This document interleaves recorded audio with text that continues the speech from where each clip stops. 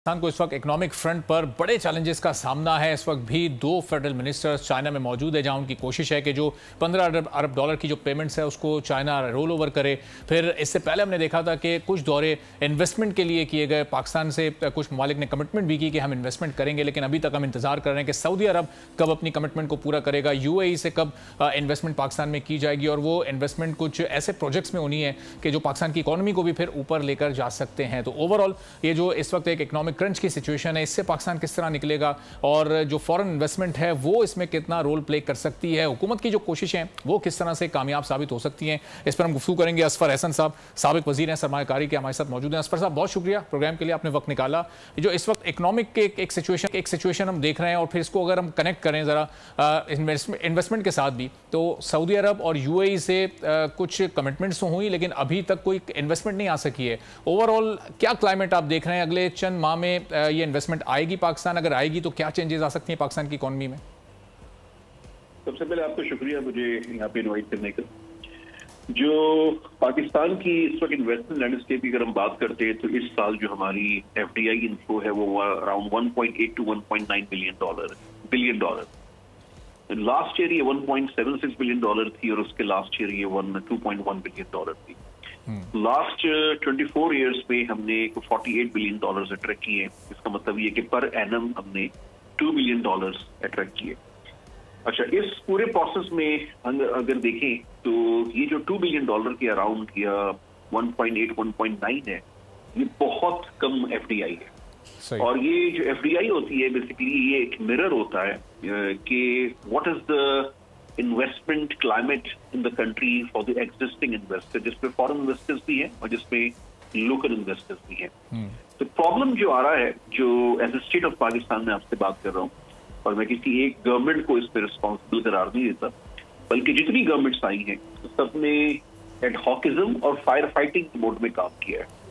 किसी ने long term strategy पे काम नहीं किया इन्वेस्टमेंट की।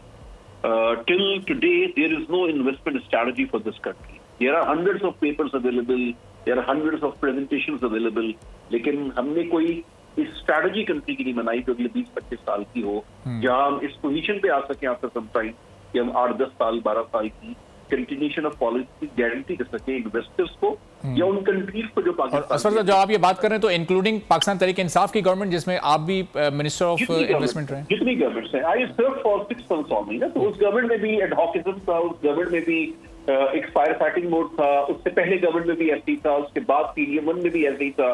केयर टेकर तो खैर होती 5 महीने की थी, और उसके बाद अब जो गवर्नमेंट है ये शुरू ही है। लेकिन मैं ये देख रहा हूँ कि जो किबला काबा है वो कोई लॉन्ग टर्म स्ट्रैटेजी की तरफ नजर नहीं आ रहा। जो फंडामेंटल्स हैं उनको आपने सही करना है। आपने इन्वेस्टमेंट लैंडस्केप पर काम करेंगे तो फाउंडेशन को आपने बिल्ड करना है। हम उस पर काम नहीं कर रहे, हम अभी भी फायर फाइटिंग मोड पे काम कर रहे हैं। तो एक तो बात ये है। सही। दूसरा, Saudi Arabia is my project. मैं जब गवर्नमेंट में था तब भी इस प्रोजेक्ट में मैं काम कर रहा था। I am still very closely working with Saudi leadership at the highest level. और मैं ये समझता हूँ कि कुछ 1-2 G2G G2B पे काम हो रहा है और मुझे लगता है कि वो चीजें मटीरियलाइज हो जाएंगी। लॉन्ग ओवरड्यू है, हमने टाइम वेस्ट किया है एज स्टेट ऑफ पाकिस्तान, लेकिन मुझे लगता है कि आफ्टर सम टाइम वो मटीरियलाइज हो जाएंगी। ठीक है। लेकिन जो B2B की हम बात करते हैं, जो एक्चुअल इन्वेस्टमेंट है पाकिस्तान के लिए, मैं कोई बहुत हौसला अफजा चीज नहीं देख रहा, बिकॉज के जो इनएफिशिएंसी है और जो इनकॉम्पिटेंस है वो हमारी साइड से है। Saudis are beyond serious to invest in Pakistan like they are doing in other countries. They are acquiring major share holding of global corporations. They are investing in countries like Uzbekistan, जहां 4.5 साल में उन्होंने 21 billion dollar invest किए। पाकिस्तान में कितने billion dollar invest हुए? तो एक छोटी डील अभी शेल की हुई है जो एक कंपनी ने वहां से एक्वायर किया है, बाकी 2 चीजें और हुई हैं। लेकिन जो मेजर इन्वेस्टमेंट इनफ्लो वहां से हो सकता है एफडीआई का सऊदी अरेबिया से, या हम यूएई की बात करते हैं या हम कतर की बात करते हैं, तो दावे तो बहुत हैं। पहले 25 बिलियन डॉलर की बात हुई लेकिन एक भी पैसा मटीरियलाइज नहीं हुआ। ठीक है। तो मैं ये समझता हूँ कि ये सब कुछ इस वजह से है कि हम अपनी फाउंडेशन को सही नहीं कर रहे। हम एग्जिस्टिंग इन्वेस्टर के लिए चैलेंजिंग सूरत हाल बनाते चले जा रहे हैं, और जो इस वक्त आपका एग्जिस्टिंग इन्वेस्टर है वो रियल प्रॉब्लम में है, वो रियल ट्रबल में है। तो जिस तरह से हमने टैक्सेशन पे यहाँ पे काम किया है, जिस तरह हमने सैलरीड क्लास को परेशान किया है, ये वो तमाम मेजर्स हैं जिससे एक मिसट्रस्ट डेवलप हुआ है और सिचुएशन जो ग्राउंड रियलिटी पे है वो बहुत अच्छी नहीं है। सही। तो हमें रियलिस्टिक होना चाहिए as the state of Pakistan. We should avoid the rosy picture, we should be realistic and we should understand the picture in black and white, जो हमारी बैलेंस शीट क्या बोल रही है। ठीक है। और उसमें वो मेजर्स लेने चाहिए जिसकी जरूरत है। मिनिस्ट्रीज जितनी है, जितने पब्लिक सेक्टर इदारे हैं, इनकी रिस्ट्रक्चरिंग होनी चाहिए। प्राइवेट सेक्टर की जो प्रोफेशनल्स हैं उनकी एंगेजमेंट होनी चाहिए और ये कोलैबोरेटिव एनवायरनमेंट होना चाहिए between the civil bureaucracy, private sector and the military as well. और असद साहब, जो रिस्ट्रक्चरिंग की आप बात कर रहे हैं, जिन रिफॉर्म्स की आप बात करें, क्या ये एक लॉन्ग टर्म प्रोसेस है और इसका कोई कनेक्शन है आईएमएफ के प्रोग्राम के साथ? अगर ये प्रोग्राम डन हो जाता है, डील हो जाती है पाकिस्तान की, तो फिर क्या ये ममालिक तमाम जो कि पहले पाकिस्तान के दोस्त हैं, अच्छे ताल्लुकात हैं इनके, तो ये इंतजार कर रहे हैं कि पहले वो डील हो जाए फिर हम इन्वेस्टमेंट करें?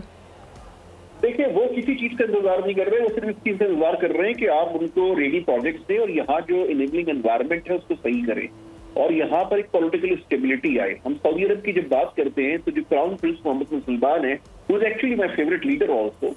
वो इस वक्त पाकिस्तान के 6th प्राइम मिनिस्टर से बात कर रहे हैं इन लास्ट 7 ईयर्स। दुनिया की किस कंट्री में वो 6th प्राइम मिनिस्टर से बात कर रहे हैं?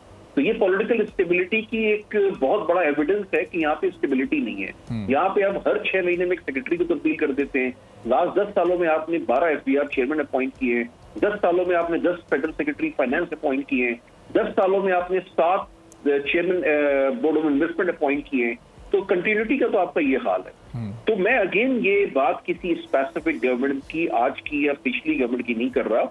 मैं बात कर रहा हूँ कि एज स्टेट ऑफ पाकिस्तान हमारा कैरेक्टर क्या, हमारी प्रैक्टिस क्या है। ये वक्त आ गया है पाकिस्तान पे कि हमारा पोटेंशियल बहुत है, हर सेक्टर में बिलियंस ऑफ डॉलर्स की अपॉर्चुनिटी मौजूद है, लेकिन इसके लिए हमें अपनी फाउंडेशन को सही करना होगा। हमें इसमें वो स्ट्रिक्ट मेजर्स लेने होंगे जिनकी जरूरत है। फिर आप टैक्सेशन की बात करते हैं, टैक्सेशन आप ना रिटेल पे लगाते हैं ना एग्रीकल्चर पे लगाते हैं, आप उसी पे टैक्स लगा रहे हैं जो ऑलरेडी टैक्स पे कर रहा है। तो इससे एक बहुत नेगेटिविटी पाकिस्तान में क्रिएट हुई है। सही। तो मैं ये समझता हूं कि अगर आप इन इदारों की रिस्ट्रक्चरिंग करें और आप जो मेजर्स आपने लेने हैं, जो इंडक्शन आपने कॉम्पिटेंट टीम्स की करनी है, तो आप वो करें। एक कंट्री का एक पैकेज बनाएं, उस पैकेज के हिसाब से काम करें। वो पैकेज मिसिंग है, बाकी कंट्रीज पैकेज पे काम कर रही हैं। जो मैंने उज्बेकिस्तान की आपको एग्जाम्पल दी, उन्होंने एक पैकेज बनाया और उस पर बारी बारी करते करते आज की तारीख में $21 बिलियन इन्वेस्ट हो चुके हैं। तो पाकिस्तान जो 25 करोड़ की कंट्री है, वो बहुत पैसा सऊदी अरब से एंगेज कर सकती है, लेकिन इसके लिए सबसे पहले आपको अपने एग्जिस्टिंग इन्वेस्टर, जिसमें फॉरेन और लोकल इन्वेस्टर दोनों शामिल हैं, बिग बॉयज भी हैं, मिड साइज प्लेयर्स भी हैं, एसएमईज भी हैं, इनको फैसिलिटेट करना होगा। अच्छा असद साहब, जब आप लोकल इन्वेस्टर को फैसिलिटेट करने की बात करें तो आप देखें स्टॉक मार्केट जब हमारी ऊपर जा रही है तो उससे लोकल इन्वेस्टर तो हमें फिर भी एक इत्मीनान वाली सिचुएशन में नजर आ रहा है कि कम से कम स्टॉक तो परफॉर्म कर रही है। स्टॉक मार्केट की ऊपर जाने को इकोनॉमिक स्टेबिलिटी से लिंक नहीं करता। ये एक आर्टिफिशियल सिलसिला होता है, एक बबल होता है और ये इसमें कॉस्मेटिक सर्जरी की जाती है। ये कोई इंडिकेटर नहीं है, बिकॉज के इस वक्त जो मुल्क में सूरत हाल है उसको आपको, ये जो मैं मेजर्स की बात कर रहा हूँ, ये आपको मेजर्स लेने होंगे। अगर ये सूरत हाल इतनी अच्छी होती तो क्यों आपकी एफडीआई गिर के 1.9 बिलियन डॉलर पे चली जाती? आज 8 अफ्रीकन कंट्रीज है, 9 अफ्रीकन कंट्रीज जिनकी एफडीआई आपसे बेहतर हो चुकी है। पूरे रीजन में अगर आप देखें, सेंट्रल एशिया देखें, आप फार ईस्ट देखें, आप मिडिल ईस्ट देखें, आप आसियान देखें, इनमें मेजर जो कंट्रीज है उनकी एफडीआई आपसे बेहतर है। और एफडीआई, जैसे मैंने कहा, कि इंडिकेटर होता है कि आपकी मुल्क की इन्वेस्टमेंट क्लाइमेट आपके एग्जिस्टिंग इन्वेस्टर के लिए क्या है। तो अगेन हमें जो पूरा फोकस करना होगा वो अपने एग्जिस्टिंग इन्वेस्टर पे करना होगा। मैं आपको एक एग्जांपल देता हूँ। हम $6 बिलियन ले रहे हैं एक लोन के तौर पे आईएमएफ से, मजबूरी है आपकी, और मैं अप्रिशिएट करूंगा इसमें फाइनेंस मिनिस्टर मोहम्मद औरंगजेब को जो उस चीज को फाइनल कर रहे हैं। लेकिन क्या आईएमएफ हमारा हल है? आईएमएफ हमारा हल नहीं है। इससे ज्यादा पैसे आप खुद जनरेट कर सकते हैं। आरडीए जो रोशन डिजिटल अकाउंट स्टेट बैंक की स्कीम थी, उसमें आज की तारीख में $8 बिलियन आपने इकट्ठे किए 4,000 पाकिस्तानियों से। ये इस बात का एविडेंस है कि सिर्फ अगर आप पाकिस्तानियों को मोबिलाइज करें, उनको ट्रस्ट दें, यहाँ पे एक इनेबलिंग एनवायरनमेंट बना दें, तो जो सिर्फ आपका ओवरसीज पाकिस्तानी है, जो आपका लोकल पाकिस्तानी है, ये कितनी इन्वेस्टमेंट जनरेट कर सकता है कि आपको बाहर से किसी की जरूरत नहीं पड़ेगी। एक तो बात ये है। दूसरी, हर एफडीआई अच्छी एफडीआई नहीं होती है। आपको एक्सपोर्ट लेड एफडीआई पे काम करना है। जैसे यहाँ पे डाउलेंस की कंपनी है, उसको टर्किश कंपनी ने एक्वायर किया आर्सेलिक ने आज से 7-8 साल पहले। उन्होंने जितना पैसा अर्न किया वो पाकिस्तान में लगाया। जिस वक्त उन्होंने एक्वायर किया था 8 साल पहले, उनके R&D में सिर्फ 2 लोग होते थे, आज 100 लोगों का डिपार्टमेंट है। उन्होंने यहाँ पे मैन्युफैक्चरिंग शुरू कर दी है, यहाँ से वो एक्सपोर्ट करने जा रहे हैं। उनकी 1-2 ग्लोबल प्रोडक्ट्स हैं जो पाकिस्तान में मैन्युफैक्चर होगी, वो फिर यहाँ से दुनिया भर में एक्सपोर्ट होगी। सब्सक्राइब करें और बेल दबाएं ताकि कोई खबर रह न जाए।